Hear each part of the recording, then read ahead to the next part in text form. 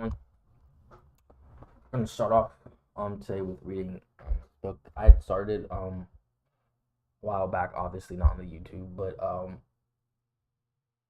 didn't like finish it. So what I'm gonna do is actually put some um brain fart. What I'm gonna do is start reading this and maybe like one or two chapters, and then after that I'm gonna come back tomorrow and then take some notes on those chapters. I realized I do a lot better like I read something with full information and I come back to it. You know, when someone starts a new class, and it's very interesting how this works. When someone starts a new class, but someone has prior knowledge, that person who has prior knowledge tends to do better. It only makes sense. So you can treat studying like that as well. I don't like when I read something, I don't want to read it and take notes. I hate that. I think that is always the dumbest approach because, and when I say notes, I mean writing down like almost every single thing. You take stuff that really stands out to you right when you take notes. If you're going to, um, me personally, I would like to just read it, write down some key interesting points, and then I would uh, come back to it and review it and try to see things from a different perspective. In school, I was always just told to write down what they're saying. You know that's that young that weird. Um, yeah, excuse me. So what do we start off with? Prerequisites, choosing topics, programs, style, exercises, why C++. C++ is devious, but you know how to code.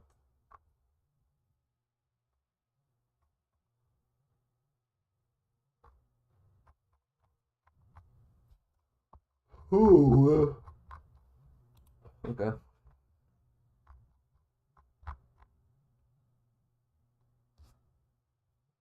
No book is truly the work of one author, and I've received lots of help on Think Like a Programmer. I'm grateful to everyone at No Starch Press, especially Keith Fincher and Allison Law, who edited, shaped, and shepherded the book throughout its production.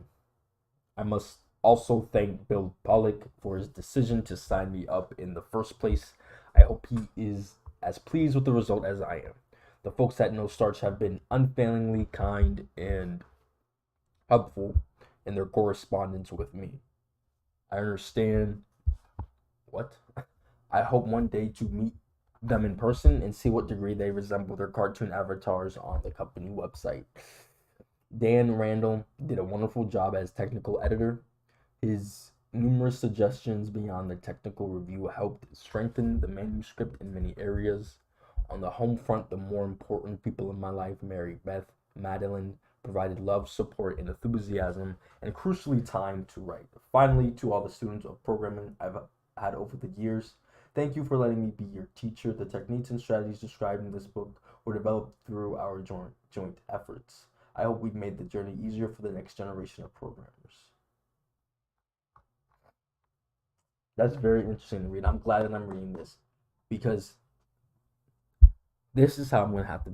This is how I'm gonna be able to stand out. Obviously, right? I'm gonna know how to program compared to people coming out of college, and I get it. I was supposed to learn how to. I was supposed to learn to program in college. I should have took these efforts, but dang, it's impossible, man. All that pressure. But people have done it. People have done it. It's all about your mindset. It's not impossible. It's actually just about the mindset, and I didn't have the right mindset. Introduction. Do you struggle to write programs even though you think you understand programming languages? Are you able to read through a chapter in a program? Yes. Nodding your head the whole way, but unable to apply what you were. Comprehend a program example you read online, even to the point where you could explain to someone else what each line of the code is doing, yet you feel your brain sees up when faced with a programming task and blanking screen in your text editor. Yep, you are not alone. I have taught programming for over 15 years, and most of my students would fit the description at some point in their instruction. We call the missing skill problem solving. The ability to take a given problem and write an original program to solve it. Not all programming requires extensive problem solving. If you're just making minor modifications to an existing program, debugging or adding testing code, programming may be so mechanical in nature that your creativity is never tested.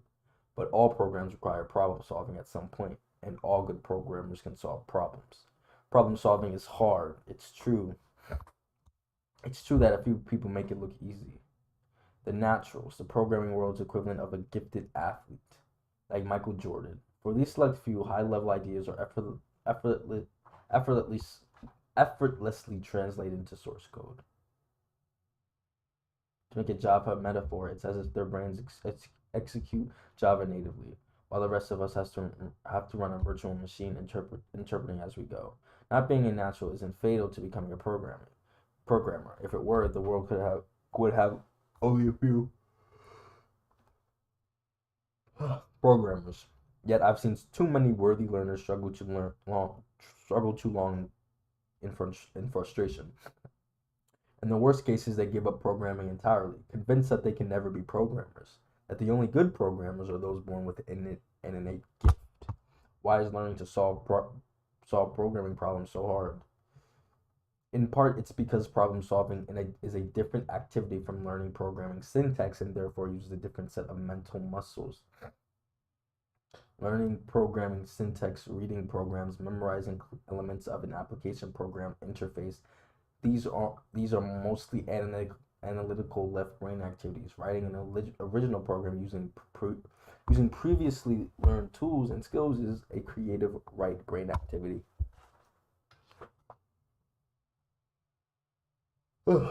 Suppose you need to remove a branch that's fallen into one of the rain gutters on your house, but your ladder isn't quite long enough for you to reach the branch. You head into your garage and you look for something or a combination of things that will enable you to remove the branch from the gutter.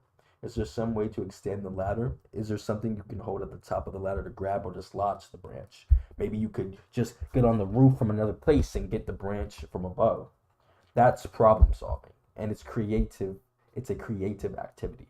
Believe it or not, when you design an original program, your mental process is quite similar to that of the person figuring out how to remove the branch from the gutter and quite different from that of a person debugging an existing for loop. Most programming books, though, focus their attention on syntax and semantics. Learning the syntax and semantics of a programming language is essential, but it's only the first step in learning how to program in that language. In essence, most programming books for beginners teach how to read a program, not how to write one. Books that focus on writing are often effectively cookbooks, and that they teach specific recipes for particular situations. Such books can be quite valuable at times, but not on a path toward learning to write original code. Think about cookbooks in the original sense. Although great cooks own cookbooks, no one who relies upon cookbooks can be a great cook. A great cook understands ingredients, preparations, methods, and cooking methods, and knows how they can be combined to make great meals. All a great cook needs to produce a tasty meal is a fluffy, stocked kitchen. In the same way, a great programmer understands the language, syntax, application frameworks, and algorithms and software engineering principles, and knows how they can be combined to make great programs. Give a great programmer a list of specifications, turn him loose with a fully stocked programming environment, and great things will happen.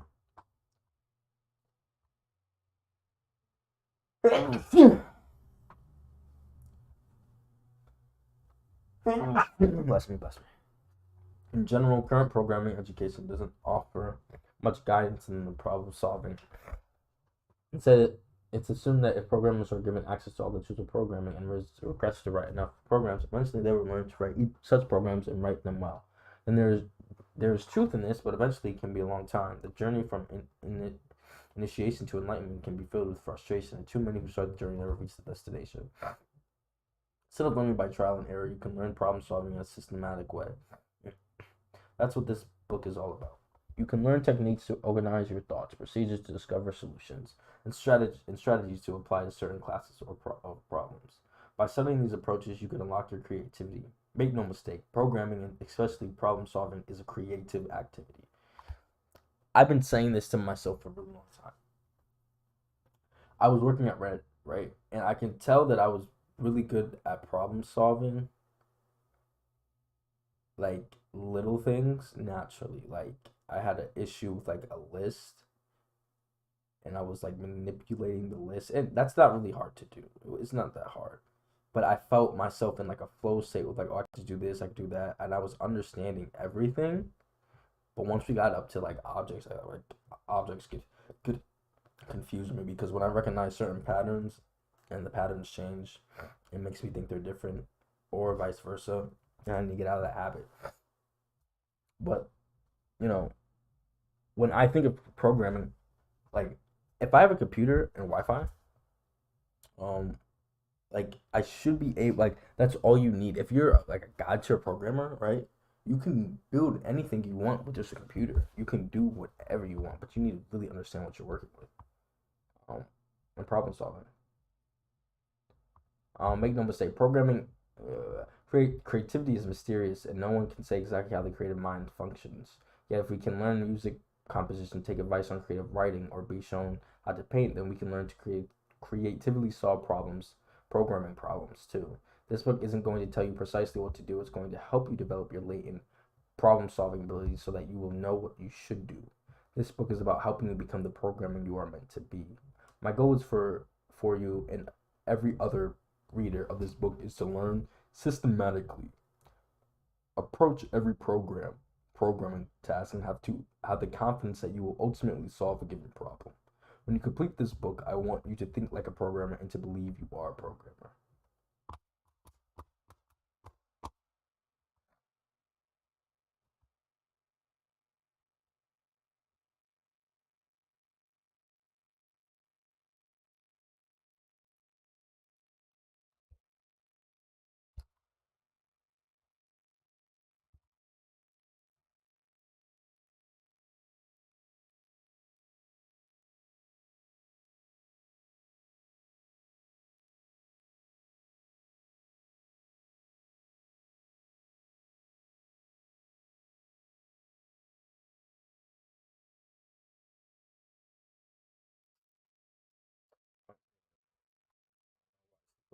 Well, actually, let me read that.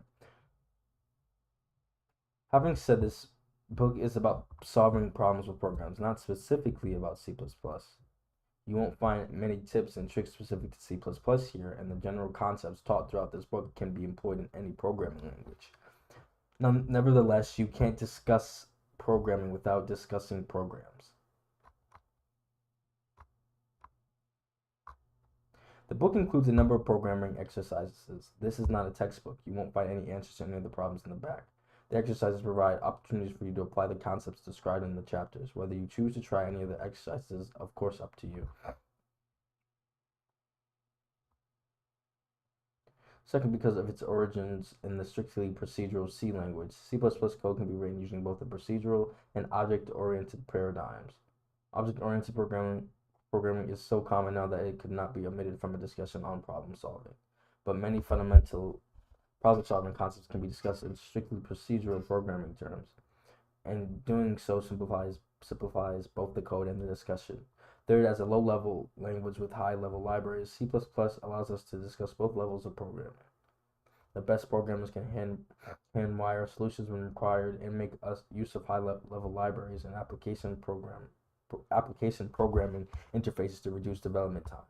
Lastly, and partly as a function of the other reasons listed, C++ is a great choice because once you have learned to solve problems in C++, you have learned to solve problems in any in programming language. Many programmers have discovered how the skills learned in one language easily applied to other languages, but this is especially true for C++ because of its cross-paradigm approach without training wheels. This is daunting at first, but once you start succeeding in C++, you will know that you're not going to be someone who can do a little coding. You're going to be a programmer. Yeah.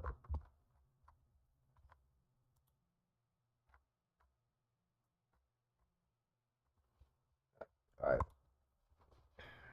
So I'm gonna do page strategies.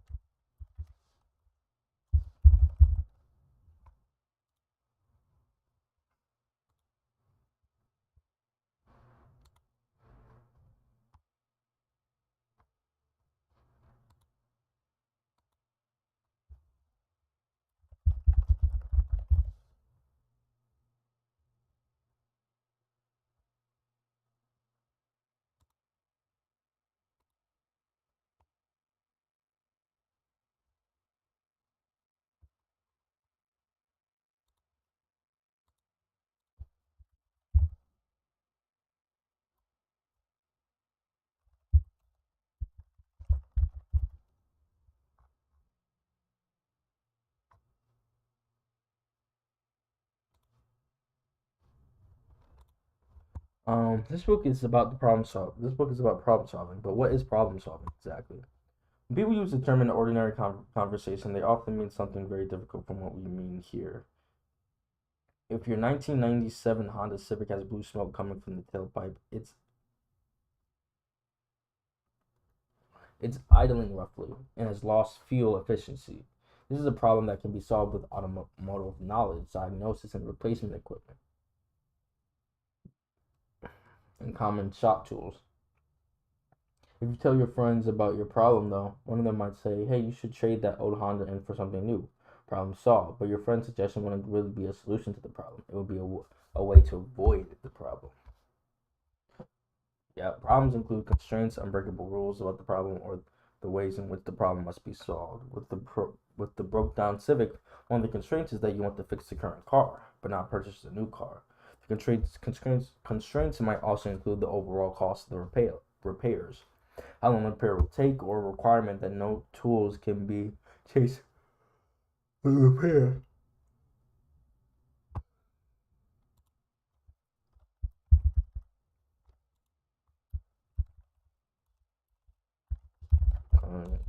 Constraints.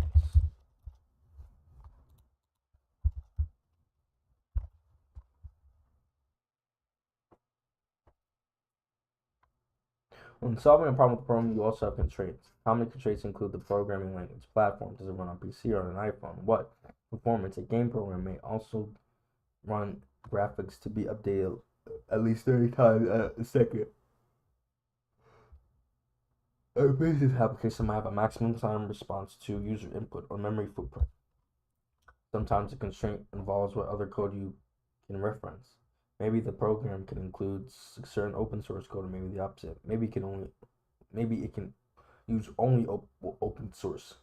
For programmers, then we can define problem solving as writing an original program that performs a particular set of tasks and meets all the stated constraints. Beginning programmers are often so eager to accomplish the first part of that definition that they fail in the second part of the definition, meaning the stated constraints. I recall a program like that one that appears to produce correct results but breaks one or more of the stated rules. A Kobayashi Maru. If that name is unfamiliar to you, it means you are insufficiently familiar with one of the touchstones of geek culture. The film Star Trek II: The Wrath of Khan, or Khan. The film contains a subplot about an exercise for aspiring officers at Starfleet Academy. The cadets are put aboard.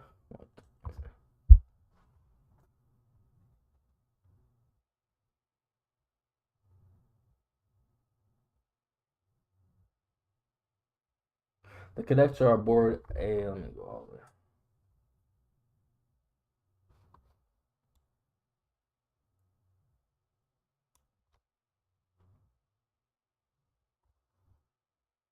The cadets are aboard a simulated starship bridge and made to act as captain on a mission that involves an impossible choice. Innocent people will die on a wounded ship. The Kobayashi Maru must But to reach them, what? But to reach them requires starting a battle with the Klingons, a battle that can only end in the destruction of the captain's ship.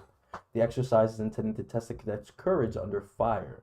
There's no way to win, and all the choices lead to bad outcomes.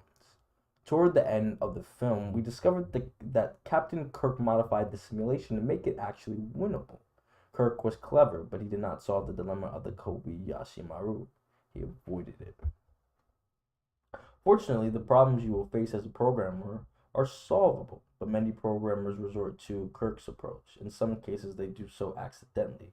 Oh shoot, my solution only works if there are 100 data types or fewer. It's supposed to work for an unlimited data set. I'll have to rethink this. In other cases, the removal of constraints is deliberate, a ploy to meet a deadline imposed by a boss or instructor. In still other cases, the programmer just doesn't know how to meet all the constraints. In the worst case I have seen, the programming student has paid someone else to write the program. Regardless of the motivations, we must always be diligent to avoid the Kobayashi Maru. Avoid, avoid, oh,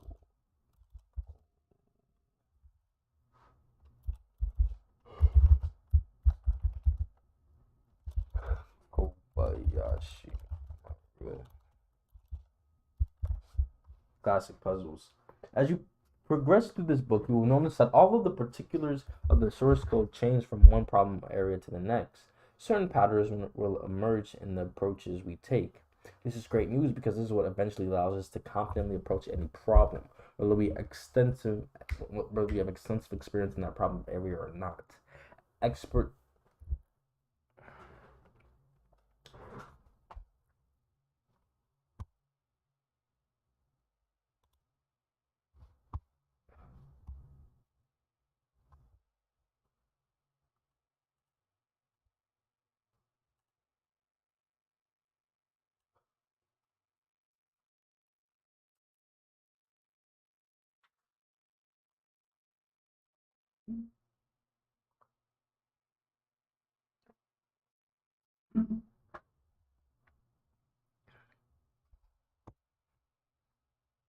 This is great news because this is what eventually allows us to confidently approach any problem, whether we have extensive experience in that problem area or not.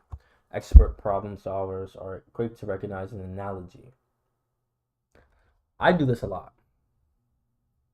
I literally purposely go for analogies. I purposely try to make it think like something else because that's the only way. An exploitable similarity between a solved problem and an unsolved problem. If we recognize that a feature or problem is I know how to say this because analog, but it's like it's not analog is because English, I know it's saying. Um,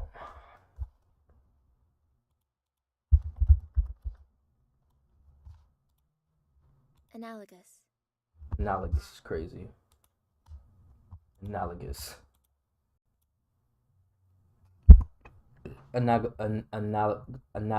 Analogous to a feature problem B, and we have already solved problem B. We have a stable insight into problem solving. Problem A.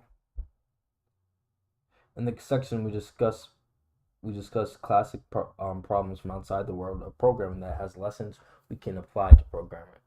Problems. The fox, the goose, and the corn. The first classic problem we discuss is a riddle about a farmer who needs to cross a river. You have probably encountered it previously.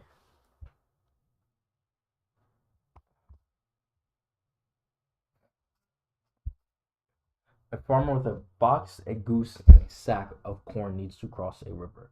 The farmer has a rowboat, but there is room for only the farmer and one of his three items.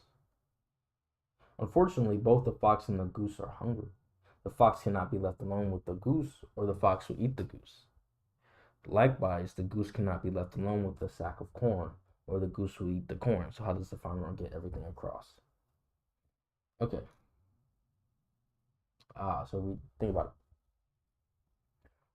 So this is why it's confusing. The farmer takes the fox, goose eats the sack. Okay? Farmer takes the sack, right?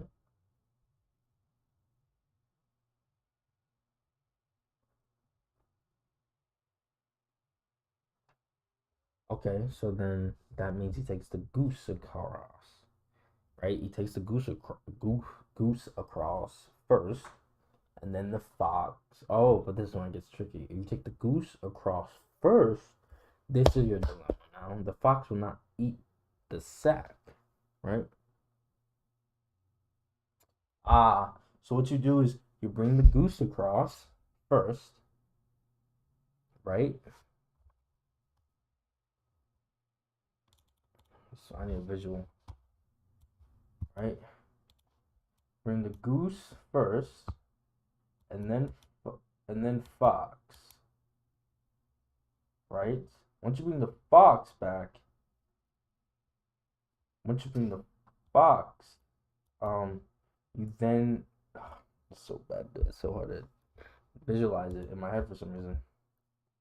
But listen, you bring the goose across. This is all practice for me to visualize. You bring the goose across, and then you go back and you get the fox.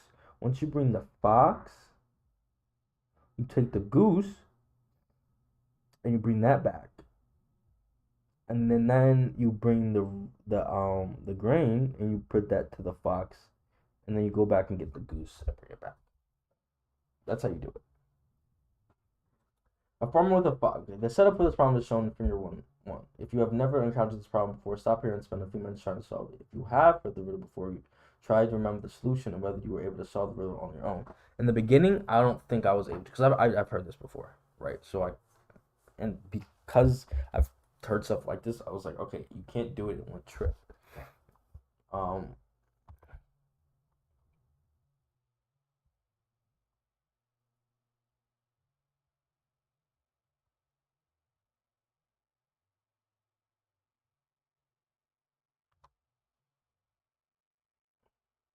You have to take the goose. You have to take the goose.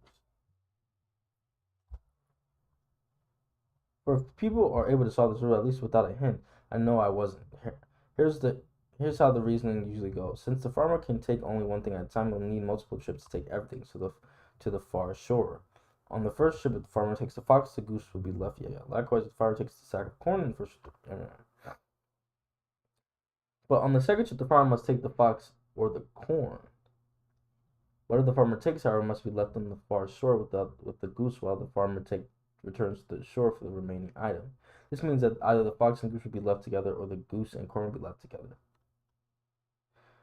That means that either the fox and the goose will be left together, or the goose and the corn will be left together. Because neither of these situations is acceptable, the problem appears unsolvable. Again, if you have seen the problem before, you will probably remember the key element of the solution. The farmer has to take the goose on the first trip, as explained before.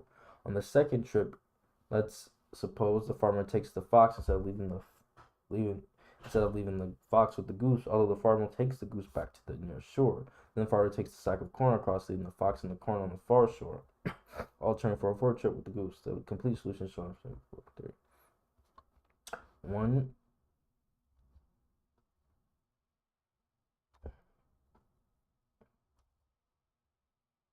I did reverse, right? Right, it can be either way because he takes that. What he does, yeah, it can work either way. He takes this, he brings it over there. Wait, what? Boom, boom. Goes back, gets the fox. Gets the duck, brings it back over here. And what he does is now goes back. Oh, it went and got the rice. Okay. The visual is fucking me up. And then it went back. And what I did was take this, take this. All I did was just do it with the rice or whatever instead, the seeds. Think about how much easier the puzzle would be to solve if the possibility of taking one of the items back to the near shore was made explicit. The farmer has a rowboat that can be used to transfer items in either direction, but there's only room for the farmer on one of three of his items. That suggested in the plain sight, more people would figure out the problem. This illustrates in plain sight, more people would figure out the problem. This illustrates an important principle of problem solving. If you are unaware of all possible actions you could take, you may be unable to solve the problem. We can refer to these actions as operations.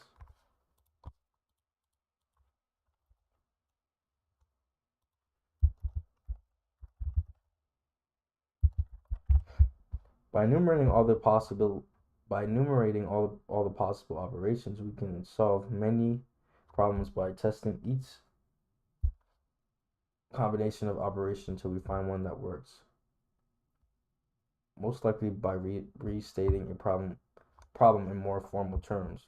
We can offer un, we can often uncover solutions that we have otherwise eluded us.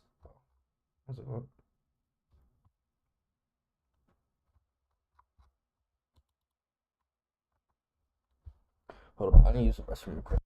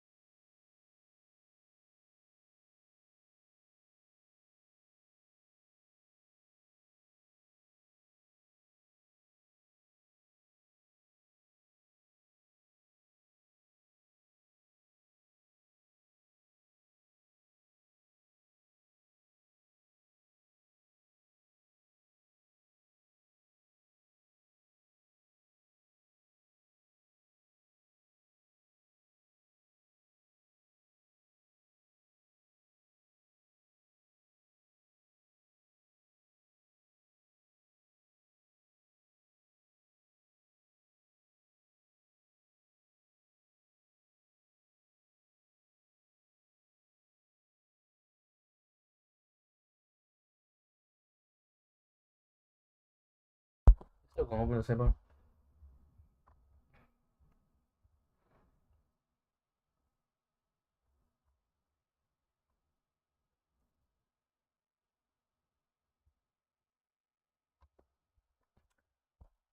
Many programmers seek out other programmers to discuss their problem, not just because other programmers may have the answer, but also because articulating the problem out loud often triggers new and useful thoughts. Reinstating a problem is like having that discussion with another programmer, except that you are playing both parts. The the broader lesson is that thinking about the problem may be be a productive, or in some cases more productive than thinking about the solution. In many cases, a correct approach to the solution is the solution. Sliding tiles puzzle.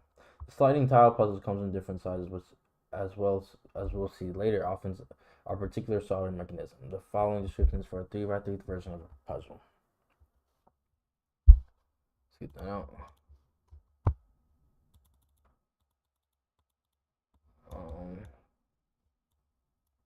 Let me do this. What? No, what the?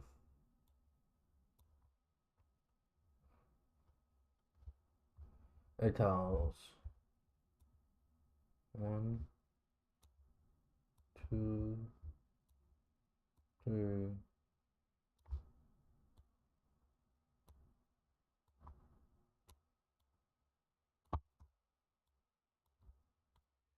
Okay.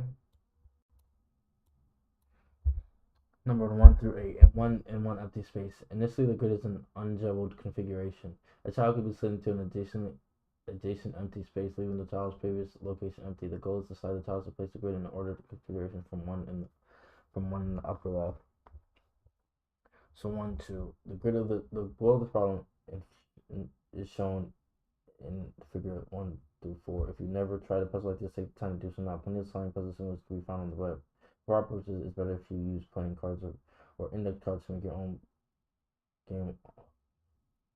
game on a laptop. But this is some encouraging.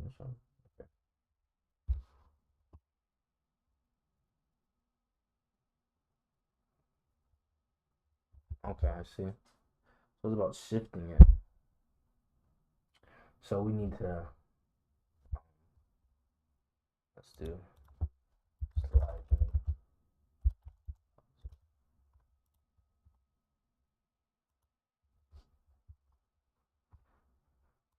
Let's see. Let's do 3.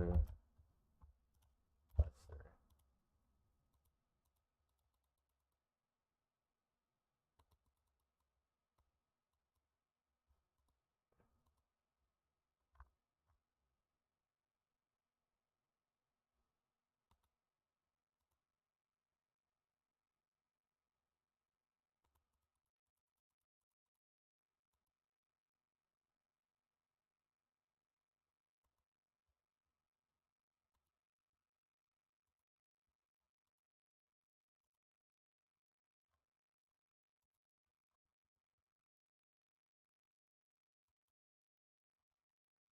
I'm trying to find one that's really good. Um,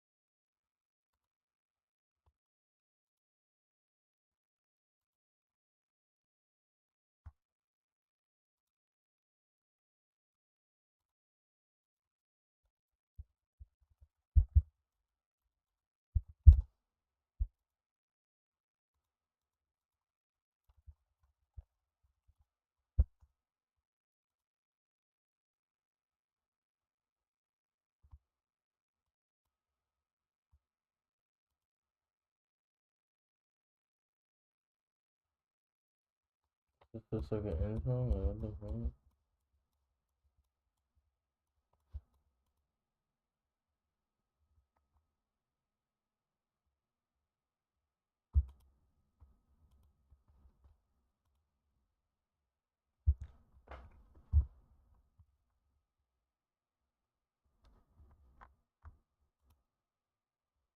Thank you.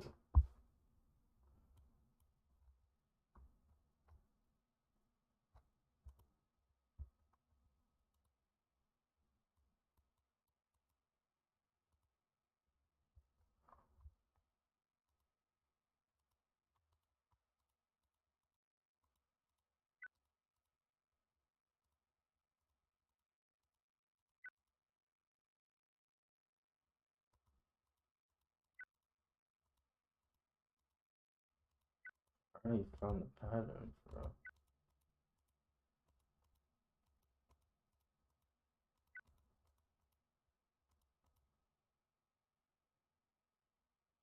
Okay.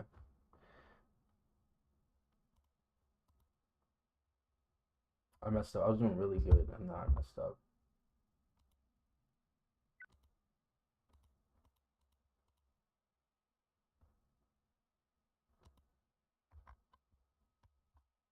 Said that.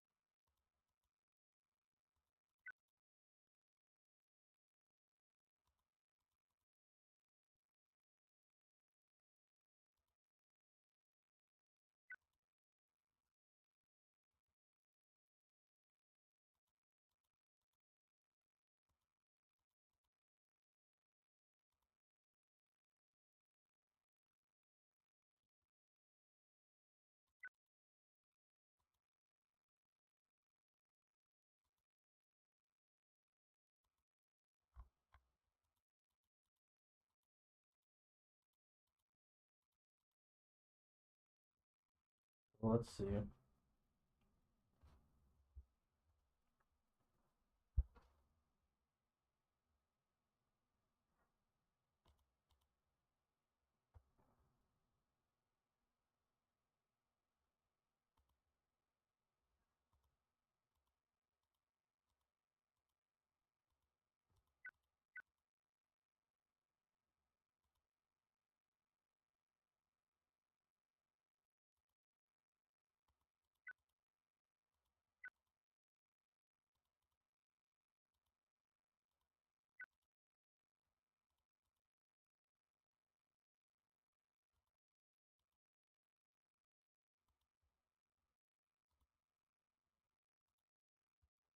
Okay.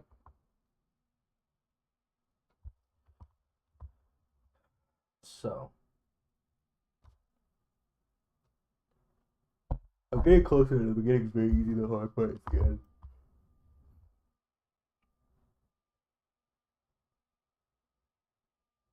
So you want the big numbers over here and the small numbers over here. I think I should think about that first. So the numbers are already on this side. You just need to.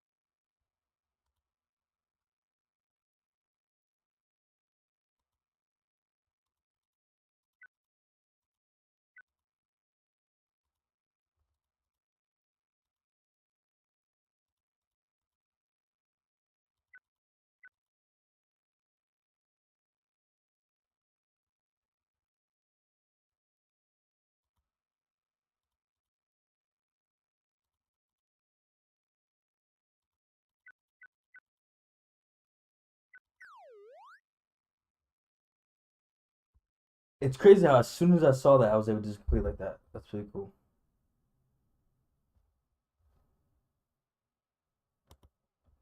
Um,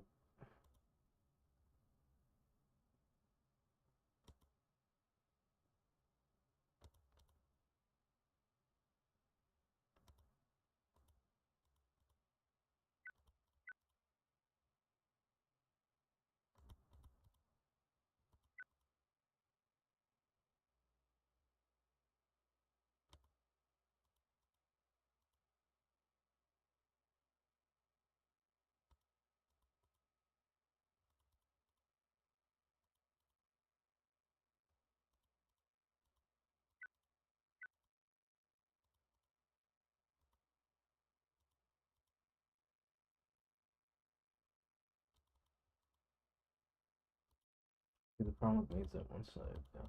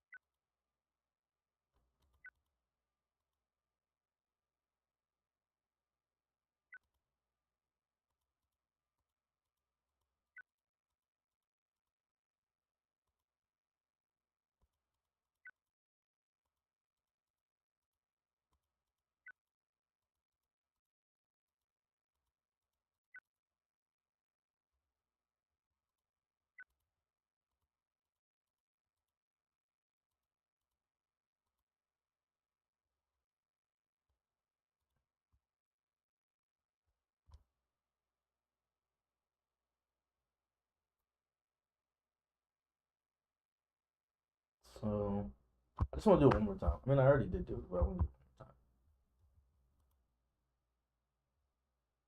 because it's a lot better. So I don't even know why I did that. And get that one down, this one up, this one down. But the first thing is to just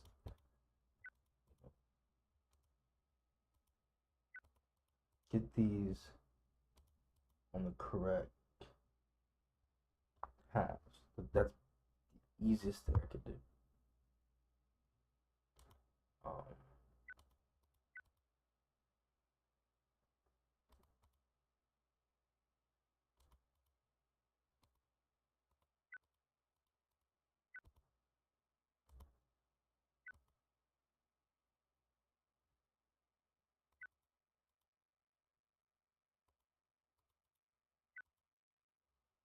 but I'm doing really good when I first just think about that. So this can stay down. This can stay down.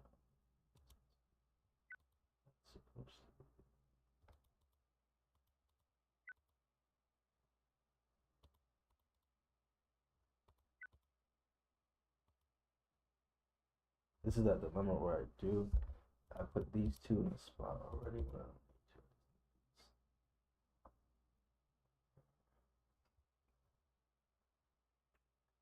Okay, now from here, what can I do?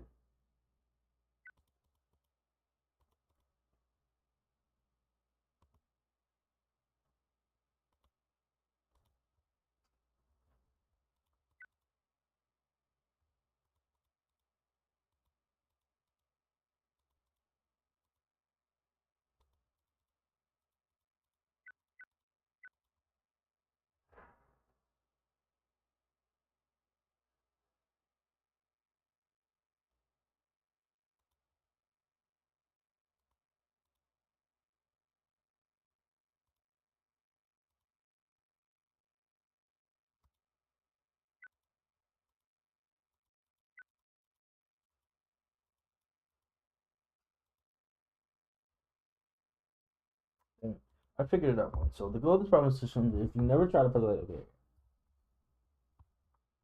this is quite different from the farming with the fox, goose, and corn. The difficulties the problem came from overlooking one of the possible operations. In this problem, that doesn't happen. From any given configuration, up to 4 tiles must be adjacent to the empty space, and of these tiles can be slid into the empty space.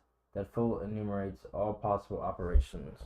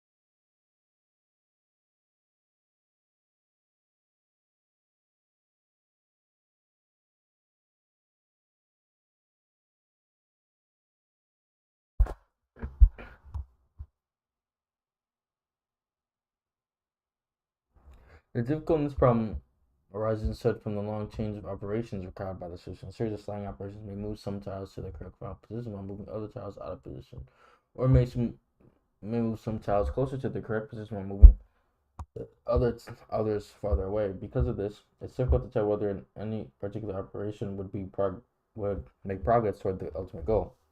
Without being able to measure progress, it's difficult to formulate a strategy. Many people who attempt the sliding puzzle simply move the tiles around randomly, hoping to hit upon a configuration from which a path to the goal configuration can be seen. Nonetheless, there are strategies for the sliding puzzle. To illustrate one approach, let's consider the puzzle for a smaller but that is rectangle but not square.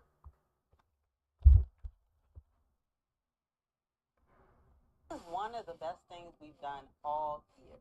What are your thoughts on long distance relationships? If you're really faithful and you really love the person, it'll work. And again, in the Bible it says, love never fails, so if it fails, it was never love. Are you serious? It says that? That's hard. What are your thoughts?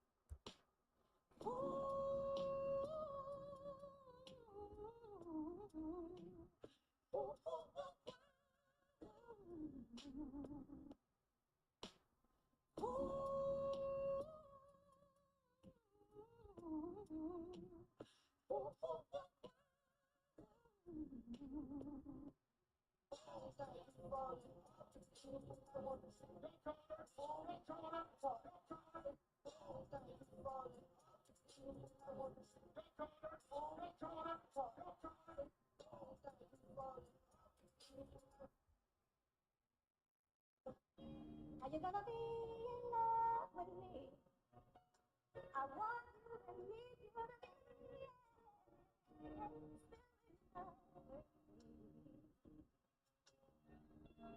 Say you're gonna be in love with me. It's driving me crazy to think that I'm still in love. どうでもいい。どうでもいいんだ。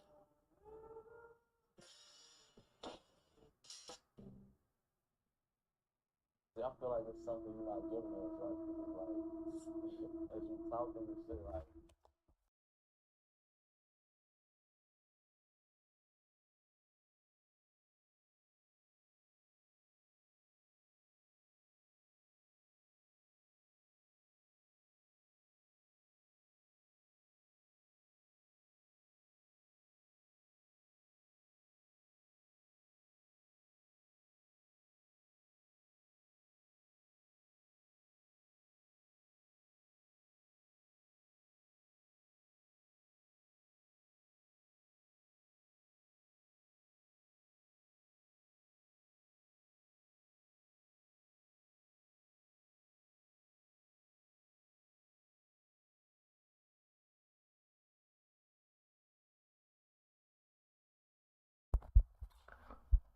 You may have noticed that that our 5 tiles are numbered 4 through 8 instead of 1 through 5.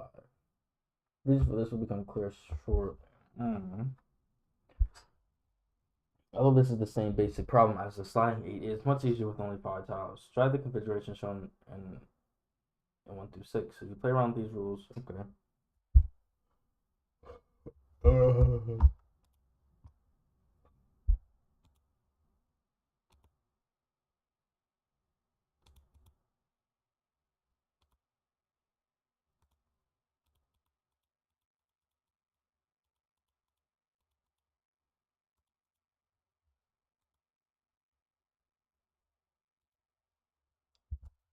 If you play around with these tiles for just a few minutes, you probably hit upon a solution from playing around with small count tiles. I have developed a particular skill. It is this one skill,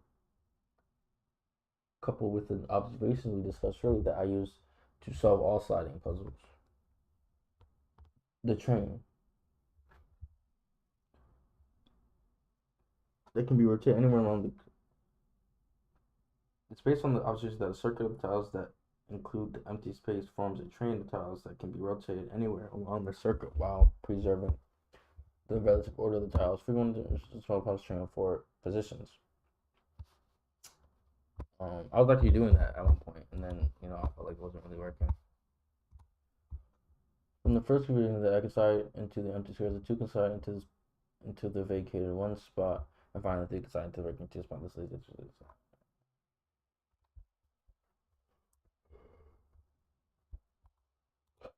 What up, means?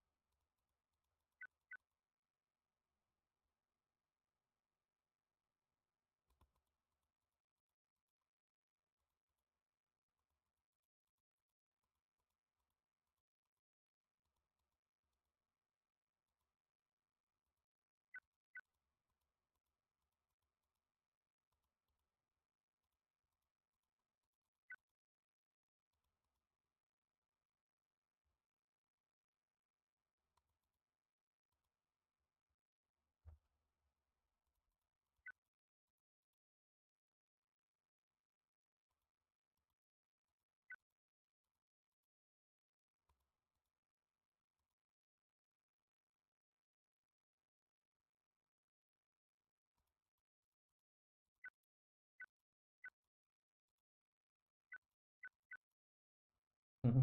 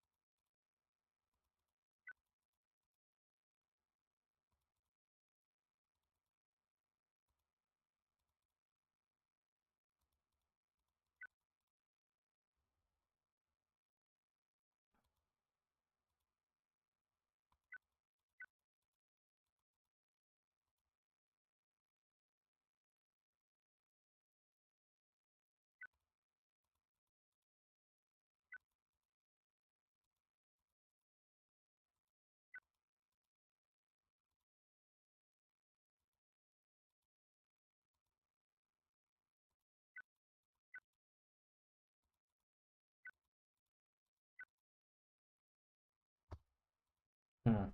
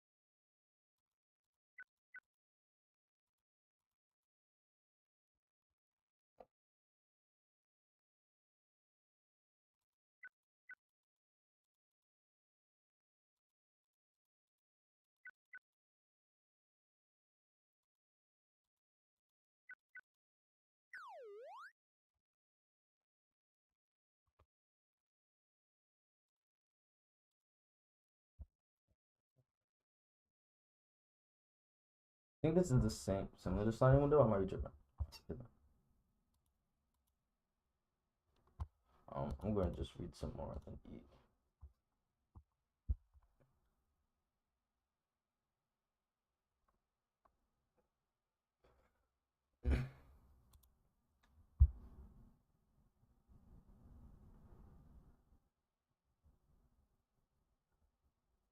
This is the key observation. Having placed tiles 1-3 in the correct positions, we can solve the rest of the grid as separate, smaller, and easier puzzle. Note that we have to solve an entire row or column for this method to work. We put the tiles 1 and 2 in the correct positions, but tile 3 is out of place. There's no way to move something to the upper right corner without moving one or both of the other positions. Okay. The largest common size is 15. Tile puzzle by 4x4 grid. This can be solved piecemeal by first moving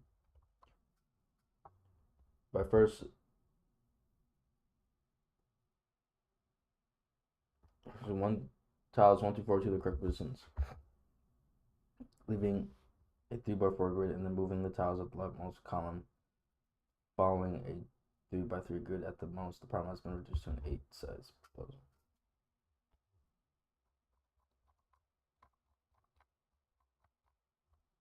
Lessons can we learn from the sliding tile puzzle. The number of tile movements is large enough so that it is difficult or impossible to plan out a complete solution for a sliding puzzle from the initial configuration. However, the inability to plan a complete solution does not prevent us from making strategies or implementing techniques to systematically solve the puzzle. So this is pretty useful for like arrays and stuff. That sometimes you need to be able to do something to a whole thing, but you can't do it to the whole problem. Like think of it like a divide and conquer method. Like you can't divide and conquer a thing of 100, characters. So you start off with 5 characters and you do that 5 multiple times. It's kind of similar. However, our inability to plan a complete solution. It's better to develop a strategy than to attack the problem through trial and error. I developed my training technique from fiddling around with a puzzle. Often I use a small technique in programming. When faced with an onerous problem, I experiment with a reduced version of the problem. These experiments frequently produce insights. The other lesson is that sometimes problems are divisible in ways that are not immediately obvious, because moving a tile affects not only the tile but also the possible moves that can be made next. One might think that a sliding tile puzzle might be solved all in one step, not in stages. Looking for a way to divide a problem is usually time well spent, even if we are able to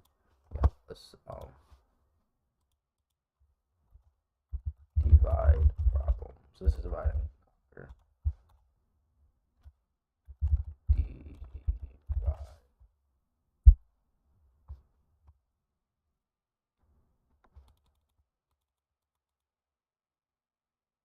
You may be learning something about the problem that helps you solve. When solving problems, working with a specific goal in mind is not always better.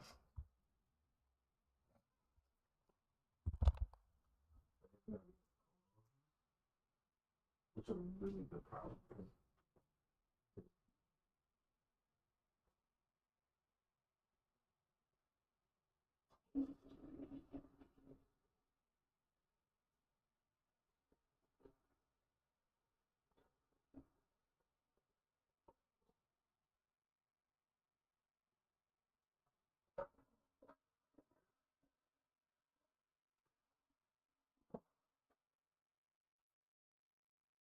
Baby, one, turn me on.